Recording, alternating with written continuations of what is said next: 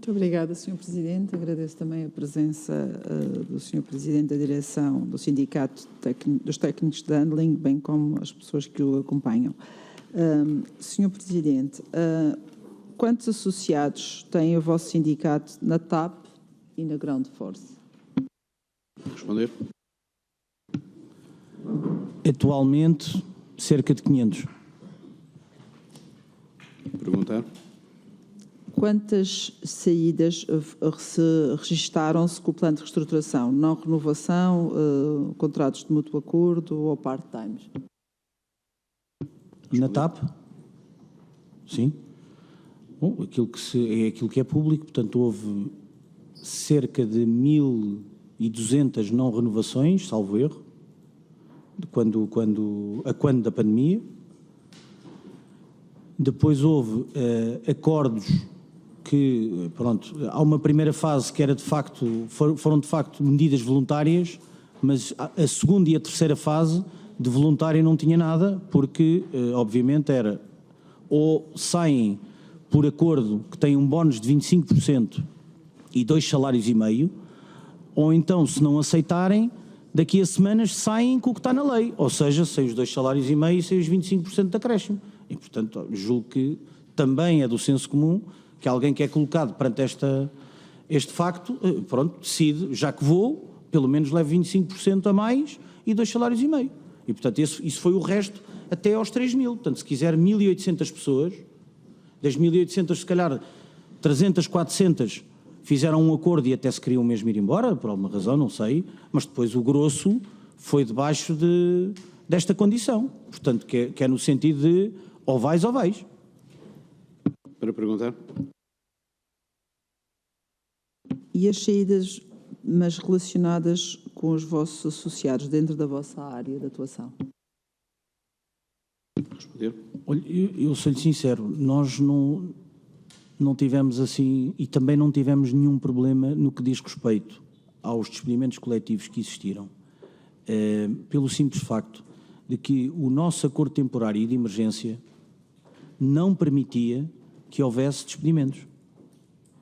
Esta é a verdade. O documento também é público e também está publicado. E o que é que diz lá? Diz que o ajustamento da força de trabalho no grupo TAP só pode ser feito da seguinte forma: medidas voluntárias, e depois descreve as medidas voluntárias. E depois tem um ponto final e passa para o artigo seguinte. Ou seja, não diz lá que não pode haver um despedimento coletivo, mas diz lá que não pode haver um despedimento coletivo. Portanto, acho que toda a gente percebe. Portanto, o nosso acordo temporário de emergência não permitia que as pessoas fossem despedidas, em nosso, obviamente, entender. Portanto, o acordo está publicado, é facilmente consultável e também podemos fornecer. Para perguntar. E saídas da vossa área, mas relacionadas com não renovações e acordos de mútuo acordo, etc. O equivalente aos 3.000. Bom, eu julgo que entre 50 a 70, não foi mais. Portanto, as grandes não renovações foi no pessoal de cabine, que era também aquele que tinha em maior número. E, portanto, na altura também houve alguns tripulantes cujo contrato havia sido renovado no início de março por 1 ano e uma semana depois veio a pandemia, mas eles já haviam renovado o contrato e, portanto, a TAP respeitou e cumpriu e manteve. Ou seja, esses trabalhadores contratados a termo também foram para o regime de layoff como os demais. Pergunta. Já reuni com o novo CEO e Chairman da TAP, Dr. Luís Rodrigues. Responder. O meu sindicato já reuniu, eu não estava lá, mas os 2 presentes estavam, já reuniu uma vez com o Dr. Luís Rodrigues. Voltando aqui um pouco à fase anterior, de quando nos disse que tinha um acompanhamento muito grande do Governo, nomeadamente do Sr. Ministro, Dr. Pedro Nuno Santos e a sua equipa, vê isso como uma ação positiva ou negativa? Responder. Bom, naquele momento, e dada a ausência de interlocutores, obviamente, eu julgo que não é fácil classificar como positivo ou negativo. Foi o que foi. Quer dizer, quando não se tem outra pessoa para falar, falávamos com quem estava disponível e, portanto, falámos várias vezes. Claro que isso não só não é normal, como não deveria ter acontecido. Isso não há dúvida nenhuma. Para perguntar. Assinaram uma carta a dar 30 dias ao novo CEO para apresentar propostas que venham de encontro às vossas preocupações. Já tiveram respostas sobre esta missiva e quais são as expectativas? Responder. Resposta ainda não obtivemos e, naturalmente, a expectativa é de que alguma coisa possa ser feita, concretamente, para mitigar não só a questão dos cortes, mas, obviamente, também tudo aquilo que se passa no país, na Europa e no mundo, que é a inflação, o aumento das taxas de juros do crédito à habitação. Portanto, os trabalhadores da TAP, obviamente, são cidadãos e também têm famílias, também têm que ir ao supermercado. Portanto, e estando, não só não estamos no piso zero, como estamos no menos 3. E, portanto, já é mau estar no piso zero. Estar no menos 3 é difícil. E, portanto, a nossa expectativa é que possa haver algo concreto, efetivo. Claro que também o que se quer é uma coisa, o que é possível é outra, mas julgo que resulta dos resultados da TAP, dos aviões continuarem completamente cheios, a yield média, que é a tarifa média que a TAP cobra, estar, obviamente, e ainda bem que está, ainda bem, estar como está. Mas isto também não vai durar para sempre. E, portanto, também se não é agora, os trabalhadores também, por muito boa vontade que tenham, todos os dias continuam a sair trabalhadores por força das condições que não têm para continuar lá a trabalhar. E, portanto, isso começa a ser, se não morremos do mal, também podemos arriscar-nos a morrer da cura. E não queremos isso depois deste esforço todo que foi feito pelos trabalhadores. Para perguntar. Relacionado com essa questão da saída e também com a situação atual do pessoal e também da frota e de outras situações, como prevê a operação para este verão IATA? Responder. Olha, este verão IATA já está a mostrar que não há condições. Desde logo no aeroporto, não são raras as vezes, por dia, que os transatlânticos, os voos de longo curso, chegam e ficam 30, 40, 50 minutos no táxi, com os motores a trabalhar, à espera de um lugar de estacionamento, porque não há. Portanto, acho que isto mostra logo como é que já está a correr o verão IATA, que começou no passado dia 31 de março. Portanto, o verão IATA são 7 meses, o inverno IATA são 5. E isso não augura nada de bom. Agora, continua a haver falta de aviões, porque basta haver uma avaria num avião, que também é normal, são máquinas, para começar tudo, efeito bola de neve, a ficar. Portanto, cancela-se um voo que tem 300 passageiros. Como é que vamos proteger esses 300 no voo seguinte, que já tem 300 também? Não dá. E então, isto já está a começar a bola de neve, mas atenção que também temos que ser rigorosos. Isso não diz respeito única e exclusivamente à situação da TAP enquanto empresa.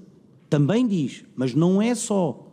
Temos muitas dificuldades operacionais por força da questão de não termos um aeroporto como deve de ser, e isso depois gera outro tipo de irregularidades, porque cada vez que há uma irregularidade gerada pelo aeroporto, tem um efeito dominó também na própria TAP, porque cancela-se um voo que tinha uma tripulação nomeada, pilotos e tripulantes, esse já vai para outro.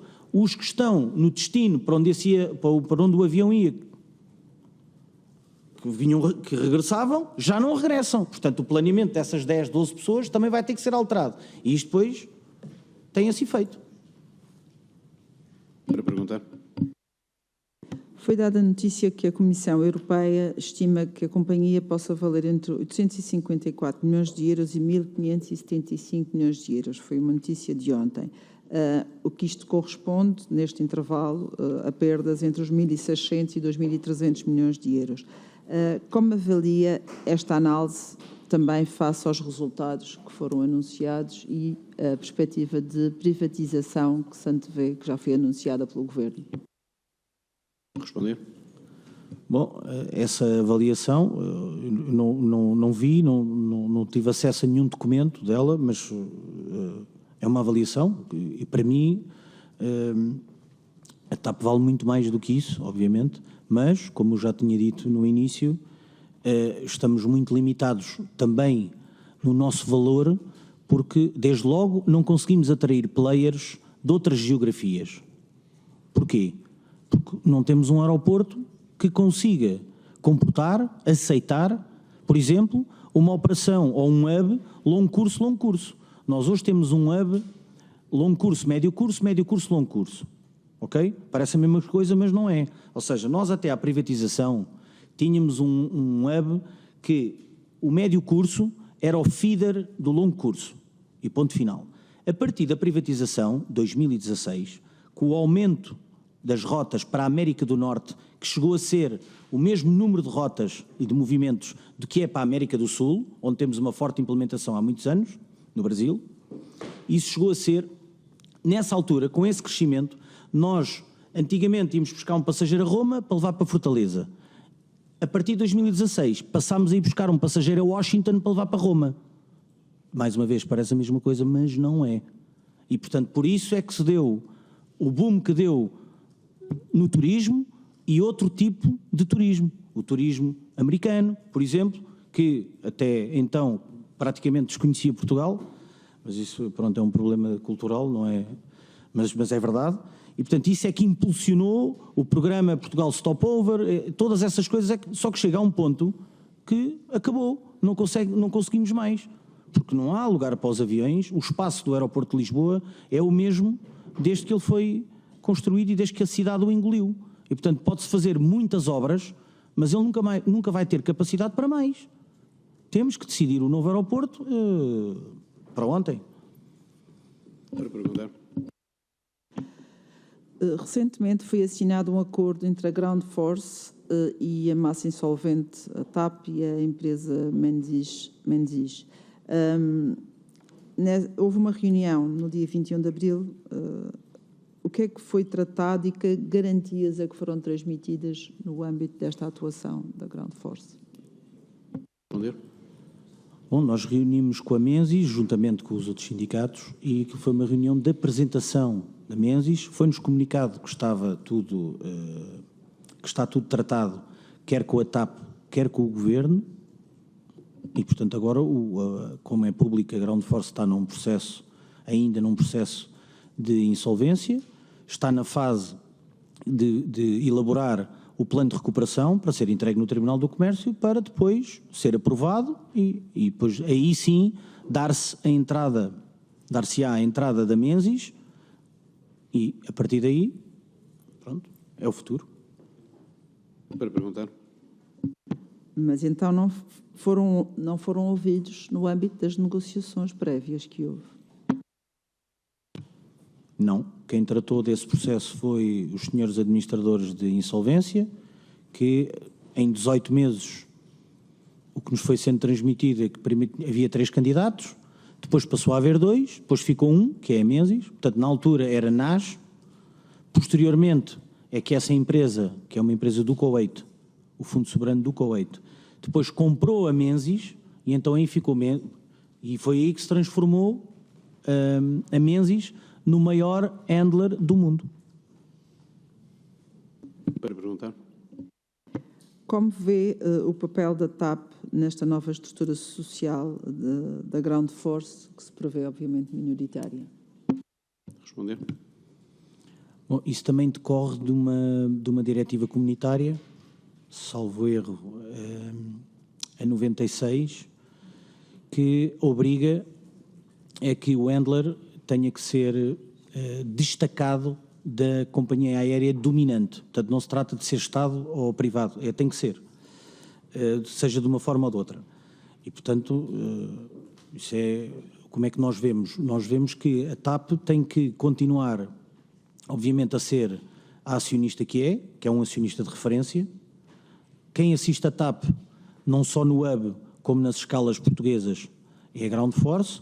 A Ground Force tem tantos anos de vida como a TAP, que são 78, E, portanto, obviamente, assim deve continuar, porque não estou a ver uma companhia aérea como a TAP, com a importância que a TAP tem, e tendo um hub em Lisboa, desde logo, a abdicar de controlar minimamente aquilo que é a sua operação, o coração da sua operação.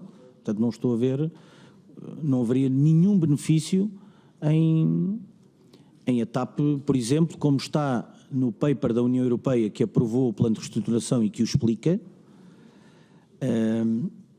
que deve ser alienada a parte que ainda é do Estado português, 43,9%, porque os outros 6% são da PGA, e depois, obviamente, são da TAP, que por sua vez é do Estado.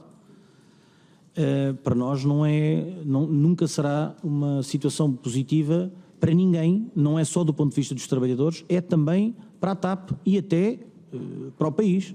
Perder o controle disso é perder o controle da fluidez de todos os aeroportos nacionais. Isso é muito perigoso. Não se deve entregar isso a nenhum privado, a ninguém, em condição alguma. Para perguntar. Mas sendo uma estrutura, sendo uma participação tão reduzida, pode não ter capacidade de influência. Portanto, a TAP vai passar a ser só um cliente dessa companhia. Para responder. Peço desculpa, atualmente, e daquilo que se sabe, aquilo que vai acontecer é 50,1% para a Menzies. Os outros 49,9% vão continuar a ser da TAP e do Estado português. E, portanto, nada mudará nos próximos meses relativamente a isso, até porque eu relembro que os 43,9% é a parte do capital que nunca foi privatizado. Ou seja, isso até há pouco tempo estava na TAP SGPS, que por sua vez estava na par pública. E parece-me a mim que não há de ser alguém do governo, seja ele qual for governo ou pessoa, que diz, então hoje vamos vender ao senhor A ou à empresa B. Não pode. Nós, mais uma vez, estamos na Europa, tem regras. Tem que se fazer um concurso público internacional. Claro que, naturalmente, a Menzies, se entra nos 50,1%, terá direito de preferência. Também não tenho dúvida nenhuma disso. Mas não é uma coisa tão fácil de fazer, de executar, de materializar, como é a questão dos 50,1%, que esses já são privados desde outubro de 2003. Portanto, no próximo mês de outubro faz 20 anos. Portanto, aí esses, ok, vêm, vende-se, compra-se. Agora, a parte que é do Estado, não me parece que seja assim tão fácil entregar ou escolher.